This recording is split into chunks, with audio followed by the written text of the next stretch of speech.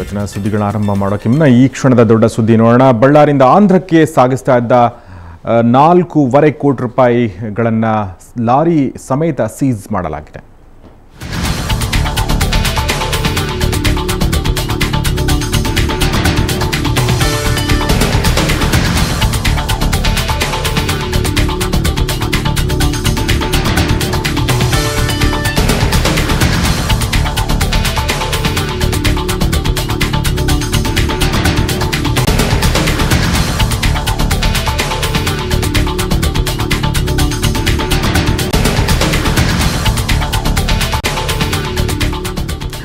ಬಳ್ಳಾರಿಯಿಂದ ಅನಂತಪುರ ಮಾರ್ಗವಾಗಿ ಹಣ ಸಾಗಿಸಲು ಯತ್ನಿಸಿದಾಗ ಗುಂತ್ಕಲ್ ಬಳಿ ಈ ಲಾರಿಯನ್ನು ಸೀಸ್ ಮಾಡಲಾಗಿದೆ. ಈ ಲಾರಿಯಲ್ಲಿ 4.5 ಕೋಟಿ ರೂಪಾಯಿ ಹಣವನ್ನು ಜಪ್ತಿ ಮಾಡಿಕೊಳ್ಳಲಾಗಿದೆ. ಆದರೆ ಯಾರು ಸಾಗಿಸ್ತಾ ಇದ್ರು ಮತ್ತು ಎಲ್ಲಿಗೆ ಸಾಗಿಸಲಾಗ್ತದೆ ಹೆಚ್ಚಿನ ಮಾಹಿತಿ ತಿಳಿದುಬರಬೇಕಾಗಿದೆ. ಲಾರಿ ನಂಬರ್ AP046 ನಂಬರ್ನ ಈ ಲಾರಿ ಚಾಲಕರಿಂದ 4 ಬಂಧನ ಆಗಿದೆ. ಹಣದ ಮೂಲದ ಬಗ್ಗೆ ಈಗ ವಿಚಾರಣೆ ನಡೆಸಲಾಗ್ತಾ ಇದೆ.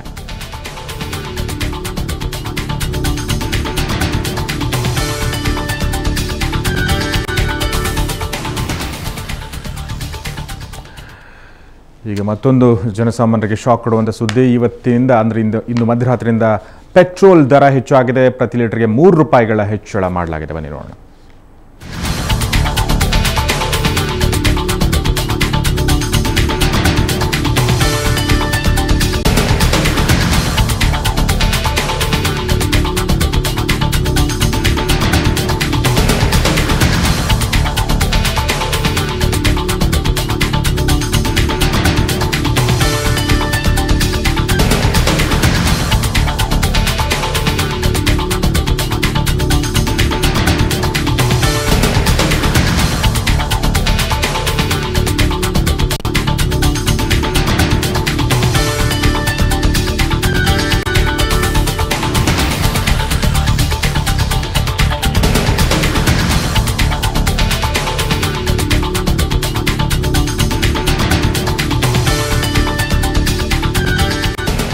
ಜನಸಾಮಾನ್ಯರಿಗೆ ಶಾಕ್ ಕೊಡುವಂಥ ಮತ್ತೊಂದು ಸುದ್ದಿ. ಇತ್ತೀಚೆಗೆ ತಾನೇ ಪೆಟ್ರೋಲ್ ದರ ಹೆಚ್ಚಾಗಿತ್ತು. ಆದರೆ ಈಗ ಮತ್ತೊಮ್ಮೆ ಇಂದು ಮಧ್ಯರಾತ್ರಿಯಿಂದ ಪ್ರತಿ ಲೀಟರ್ಗೆ 3 ರೂಪಾಯಿ 14 ಪೈಸೆಯಷ್ಟು ಏರಿಕೆ ಮಾಡಲಾಗಿದೆ. ಡಾಲರ್ ಎದುರು ರೂಪಾಯಿ ಬೆಲೆ ಕುಸಿತ ಕಂಡ ಹಿನ್ನೆಲೆಯಲ್ಲಿ ಈ ಏರಿಕೆ ಮಾಡಲಾಗಿದೆ ಎಂದು ತೈಲ ಕಂಪನಿಗಳು ತಿಳಿಸ್ತಾ ಇದ್ವು. ಇವತ್ತು ಬೆಳಗ್ಗೆ ತಾನೇ ಇದರ ಬಗ್ಗೆ ಚರ್ಚೆ ನಡೆದಿತ್ತು. ಆದರೆ ಬಹುಶಃ ಮಾಡಲಿಕ್ಕಿಲ್ಲ ಅನ್ನೋ ಒಂದು ಆಶಾವಾದ ಜನಸಾಮಾನ್ಯರಲ್ಲಿತ್ತು. ಆದರೆ ಎಲ್ಲ ಆಶಯಗಳಿಗೂ ಶಾಕ್ ಕೊಡುವ ಹಾಗೆ ಮತ್ತೊಂದು ಸುದ್ದಿ ಹೊರಬಿದೆ. ಪೆಟ್ರೋಲ್ ದರ ಈಗ ಮತ್ತೆ 3 ರೂಪಾಯಿ 14 ಪೈಸೆಯಷ್ಟು ಹೆಚ್ಚಳವಾಗಿದೆ. ಆದರೆ ಬೆಂಗಳೂರಲ್ಲಿ ಎಕ್ಸಾಕ್ಟ್ಲಿ ಎಷ್ಟು ಬೀಳುತ್ತೆ ಅನ್ನೋದ್ರ ಬಗ್ಗೆ ಸ್ವಲ್ಪ ಹೊತ್ತಿನಲ್ಲಿ ಮಾಹಿತಿ ಗೊತ್ತಾಗುತ್ತೆ. ಸದ್ಯಕ್ಕೆ ಬಂದಿರೋ ಮಾಹಿತಿ ಪ್ರಕಾರ ತೈಲ ಕಂಪನಿಗಳು 3 ರೂಪಾಯಿ 14 ಪೈಸೆ ಪ್ರತಿ ಲೀಟರ್ ದರವನ್ನು ಹೆಚ್ಚಿಸಿವೆ.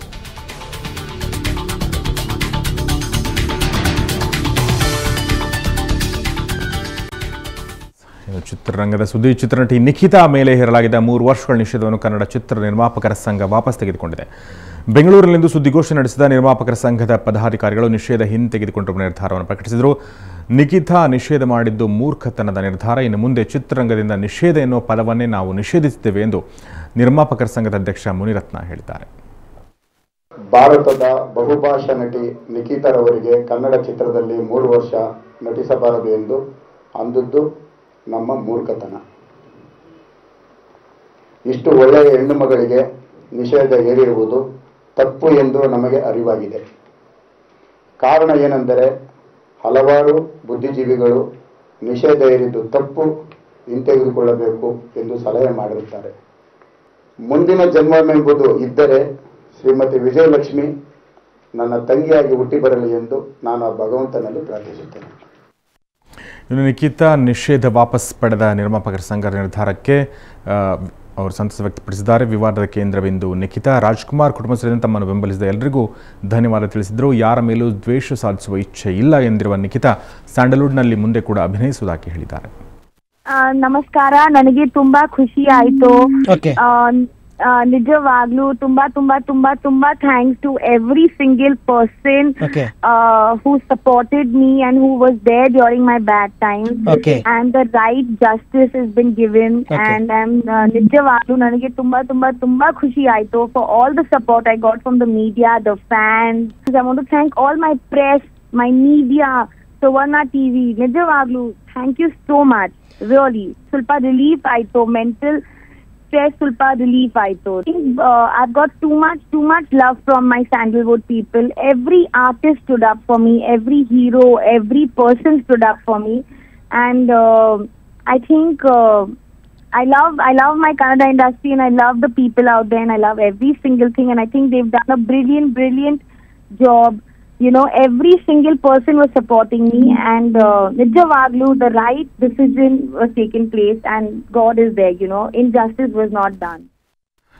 ಇನ್ನು ನಿರ್ಮಾಪಕರ ಸಂಘ ನಿಖಿತಾಗೆ ಹೇಳಿದ ನಿಷೇಧಕ್ಕೆ ತಪ್ಪೊಪ್ಪಿಗೆ ಪತ್ರ ಕೂಡ ಬರೆದಿದೆ. ಈ ಪತ್ರ ಸ್ವಲ್ಪ ವಿಶೇಷವಾಗಿದೆ. ಬನ್ನಿ ಈ ಪತ್ರದಲ್ಲಿರುವಂಥ ವಿಶೇಷಗಳೇನು ನೋಡೋಣ.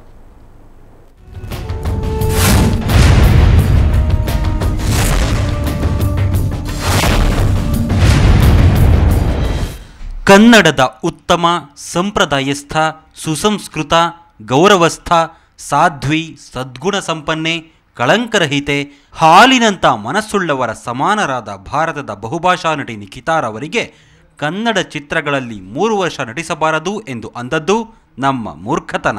ಇಷ್ಟು ಒಳ್ಳೆಯ ಹೆಣ್ಣು ಮಗಳಿಗೆ ನಿಷೇಧ ಹೇರಿರುವುದು ತಪ್ಪು ಎಂದು ನಮಗೆ ಅರಿವಾಗಿದೆ. ಕಾರಣ ಏನೆಂದರೆ ಹಲವಾರು ಬುದ್ಧಿಜೀವಿಗಳು ನಿಷೇಧ ಹೇರಿದ್ದು ತಪ್ಪು, ಹಿಂತೆಗೆದುಕೊಳ್ಳಬೇಕು ಎಂದು ಸಲಹೆ ಮಾಡಿರುತ್ತಾರೆ. ಇದು ಸ್ವತಂತ್ರ ಭಾರತ. ಯಾರು ಎಲ್ಲಿಗೆ ಬೇಕಾದರೂ ಹೋಗಬಹುದು, ಬರಬಹುದು. ಅದನ್ನು ತಡೆಯಲು ನಾವು ಯಾರು? ಇನ್ನು ಮುಂದೆ ನಟಿ ನಿಖಿತಾರವರು ಕರ್ನಾಟಕದಲ್ಲಿ ಎಲ್ಲಿಗೆ ಬೇಕಾದರೂ ಹೋಗಬಹುದು, ಯಾವ ಚಿತ್ರದಲ್ಲಿ ಬೇಕಾದರೂ ನಟಿಸಬಹುದು. ನಮ್ಮ ಅಭ್ಯಂತರ ಇರುವುದಿಲ್ಲ. ಹಿರಿಯ ನಿರ್ಮಾಪಕರು ಮತ್ತು ನಮ್ಮ ತಾಯಿಯ ಸಮಾನರಾದ ಶ್ರೀಮತಿ ಪರ್ವತಮ್ಮ ರಾಜ್ಕುಮಾರ್ ಅವರು ಕೆಲ ಕಿವಿಮಾತು ಹೇಳಿರುತ್ತಾರೆ. ಮಕ್ಕಳು ತಪ್ಪು ಮಾಡುವುದು ಸಹಜ, ಅದನ್ನು ತಿದ್ದುವುದು ತಾಯಿಯ ಕರ್ತವ್ಯ. ನಾವು ದುಡುಕಿರುವುದು ತಪ್ಪು ಎಂದು ಅಮ್ಮ ಕಿವಿಹಿಂಡಿ ಹೇಳಿದ್ದಾರೆ. ಇನ್ನು ಮುಂದೆ ಕನ್ನಡ ಚಿತ್ರರಂಗದಲ್ಲಿ ಬ್ಯಾನ್ ಎಂಬ ಪದಕ್ಕೆ ಇಂದಿನಿಂದ ಬ್ಯಾನ್ ಮಾಡಲಾಗಿದೆ. ಕೆಲ ಗಂಭೀರವಾದ ವಿಷಯಗಳನ್ನು ಕಲಾವಿದರ ಸಂಘದಲ್ಲಿ ಚರ್ಚಿಸಿ ಬಗೆಹರಿಸಿಕೊಳ್ಳಲಾಗುತ್ತದೆ. ಮುಂದಿನ ಜನ್ಮವೆಂಬುದು ಇದ್ದರೆ ಶ್ರೀಮತಿ ವಿಜಯಲಕ್ಷ್ಮಿ ನನ್ನ ತಂಗಿಯಾಗಿ ಹುಟ್ಟಿ ಬರಲಿ ಎಂದು ನಾನು ಆ ಭಗವಂತನಲ್ಲಿ ಪ್ರಾರ್ಥಿಸುತ್ತೇನೆ.